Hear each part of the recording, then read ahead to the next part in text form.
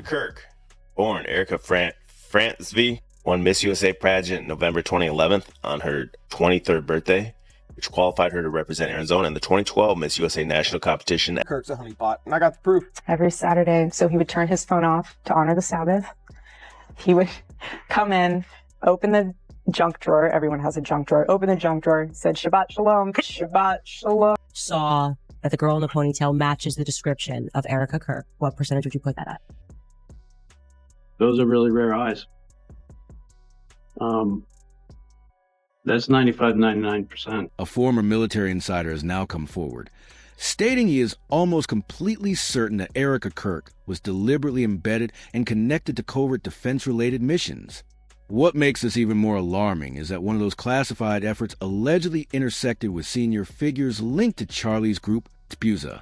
Because of this revelation, many people are re-examining whether Charlie's killing was truly random or if it followed a calculated plan, a possibility Candace has been warning about for months. With someone who claims first-hand experience now offering sworn statements that Erika was officially operating as an agent, earlier claims that she may have been used as bait no longer sound far-fetched. As a result, public suspicion is growing rapidly. People are now asking the same question. If Erika was placed there intentionally, who was actually directing her actions all along? Begin what becomes a 7-hour interrogation. Okay, they think he's a spy. How did you rumble this meeting? How did you know this meeting was taking place? He's being asked a bunch of questions. They're putting pressure on. Before any discussion about honeypot claims even began, the true catalyst was how this information came to light in the first place. This story did not emerge from a trending video or an online forum rumor. Instead, it began with a discreet message sent by an individual who said he had direct knowledge connected to Charlie's death. Candace later explained that this person contacted her privately to issue a cautionary message.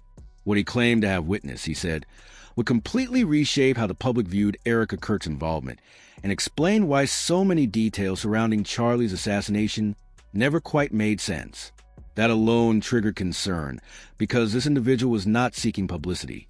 He chose to approach someone who was already challenging the official explanation. Candace did not accept his claims at face value. She carefully examined his identity, reviewed his military background, confirmed his service record, and scrutinized his account. Once she became confident that he was legitimate, she made a choice she knew could damage her income and reputation. Despite the risks, she allowed him to speak. When he finally shared his account, it instantly shifted the entire narrative. The whistleblower said he had traveled to Fort Wooka to resolve long-standing military service matters that dated back many years. As soon as he arrived, he sensed something was wrong. The atmosphere was unusually strained, and conversations seemed to halt whenever he walked by. It was then that he realized a closed-door meeting was underway, involving senior military leaders, members of Congress, and other powerful figures. He was joined by a female that you can definitely tell when, how do you put it, when people are well off and they're dressing down. She was definitely dressing down, and it was very well kept. The one thing I noticed about the woman that really stuck out to me was her eyes. Meetings involving senior officials on military installations are not unusual, but what stood out to him had nothing to do with the gathering itself. What unsettled him was the list of people in the room. At the time, several individuals meant nothing to him. Yet after Charlie was killed and events began to unravel, those same faces became impossible to overlook. He explained that the importance of that moment did not register until after the assassination had already taken place. This is where the situation begins to feel deeply unsettling. For months, Candace Owens has insisted that the full truth about Charlie's death has not been shared with the public. When the whistleblower finally revealed who he recognized at that meeting, those long-standing doubts suddenly became very specific. He stated that Erika Kirk herself was there, not someone resembling her, not a look-alike, but Erika Kirk. He added that his confidence ranged between 95 and 99%. That single claim immediately altered how serious and consequential all of this became. Had to put it at a percentage that you saw that the girl in the ponytail matches the description of Erika Kirk, what percentage would you put that at? Those are really rare eyes. That's 95, 99%. I can't imagine somebody else. By that stage, Erika had no clear reason to be anywhere near a restricted military briefing, especially one held just a day before her husband was killed on live television. That contradiction sparked an obvious question. Why would someone publicly known as a homemaker and online personality be present inside a highly secure defense setting at that specific point in time? Initially, the idea seemed unbelievable. That changed once people began looking more closely at her history and noticed how many parts of it had never been fully clarified. Erika's path did not begin in typical influencer spaces. Her family already had deep-rooted connections within national security, with parents who worked closely with federal bodies such as the FBI and the Department of Homeland Security. This meant she wasn't merely near positions of authority. She was raised around them. Those early ties became even more significant as she grew older, branching into political networks, security circles, and individuals who intentionally avoid public records and professional profiles. This background is what critics point to when they say her public rise was carefully engineered. Once her name became linked to that military gathering, the idea that her life unfolded by chance no longer held up. That includes how she crossed paths with Charlie, the level of protection she received after his death, and why details about her past seem to fade the deeper they are examined. By then, the situation was already unsettling. But the whistleblower's next disclosure shifted it from merely questionable to seemingly organized. Erika was not there by herself. He stated that she attended the meeting alongside Brian Harpole, the same Brian Harpole who acted as Charlie's chief of security. The security there, he was one of the people walking out with the congressman. Now, how would I know that? I just have a gift for recognizing people. Many of you may recall that Harpole was among the earliest figures to speak publicly after the killing. Rather than acknowledging any missteps, he quickly shifted blame elsewhere, accusing Utah Valley Police of serious breakdowns in security. However, that explanation begins to unravel under closer scrutiny. Charlie did not entrust his safety to unfamiliar faces. Tapuza was built on allegiance and confidence, and those within his inner circle were carefully screened, proven, and personally trusted. Because of that, the notion that his chief of security would knowingly proceed with an event despite unresolved dangers, simply hoping nothing would happen, does not make sense. Even if law enforcement failed to act on warnings, there were still alternatives available. The event could have been postponed, the location changed, Charlie removed from the stage, or at the very least, informed directly so he could decide for himself. None of those measures were taken. Instead, Charlie entered a setting that Harpole later acknowledged was unsafe, and yet the accountability seemed to stop there. This is precisely why the whistleblower's account carries such weight.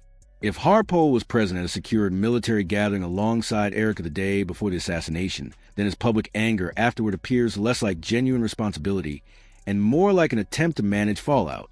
That raises serious questions. What conversations took place behind those closed doors? Why was Charlie's security chief there in the first place? And if Erika was also present, what role was she fulfilling while her husband was being led toward his final address? After the whistleblower came forward, observers began noticing inconsistencies surrounding Erika that previously went unnoticed. One of the most troubling involved how she learned of Charlie's death. In an interview with the New York Times, Erika stated that Charlie's chief of staff, Mikey McCoy, called her within minutes of shooting and informed her that her husband had died. The issue with that account is timing. At that moment, authorities had not yet identified the victim publicly, and Charlie was not officially declared dead until much later at the hospital. The claim that she knew with certainty so quickly raised serious doubts. Once that inconsistency was identified, attention turned to other aspects of Erika's story that failed to align. Focus soon shifted to her personal history, or more accurately, how little of it can be verified. Despite maintaining a public presence for more than 10 years, confirmed information about her family is scarce. Beyond her mother, documentation becomes difficult to trace. Her father appears largely as a name, lacking verified photographs, reliable records, or an online footprint consistent with someone tied to high-level security work. That absence unsettled many, as it suggested large portions of her past may have been deliberately erased. When that gap is considered alongside a whistleblower placing her inside a military meeting and the events that followed, the pattern no longer feels coincidental. The central question grew more ominous, not just what Erika knew, but who may have been shielding her after Charlie's death. According to the whistleblower, everything became clear not from what he observed in the meeting, but from how the military responded to his presence nearby. He said the atmosphere changed instantly once personnel realized he was in the vicinity. He was detained and questioned for several hours, pressured for information he did not have, and interrogated about individuals he had never interacted with. The severity of the response, he explained, was disproportionate, especially given that it was clear he had no understanding of what they were even accusing him of. More captains came around the corners and they escorted me way out. They wanted to take me out of the building. I thought I was getting arrested, and I didn't know what I had done wrong. At the time, he said none of it made sense to him. He couldn't understand why officials reacted with such urgency. But days later, after Charlie was killed and the public response unfolded in a tightly managed way, he suddenly understood. That was when he realized the gathering had not been ordinary and that Erika's attendance was not accidental. From that point forward, everything followed a deliberate pattern. Details were restricted, timelines became unclear, online traces vanished, and a woman presented to the public as a mourning spouse remained insulated while the people around her grew increasingly silent. The whistleblower didn't describe this with the tone of someone seeking attention. He spoke like a person who recognized, far too late, that he had crossed into something he was never meant to witness, something that ultimately led to Charlie's death. And now the issue is no longer whether Erika had additional knowledge she failed to disclose. The real question is whether anything she said was truthful at all. Because if she truly was placed there intentionally, then Charlie was never out of danger. And whoever approved that meeting continues to observe everything playing out without saying a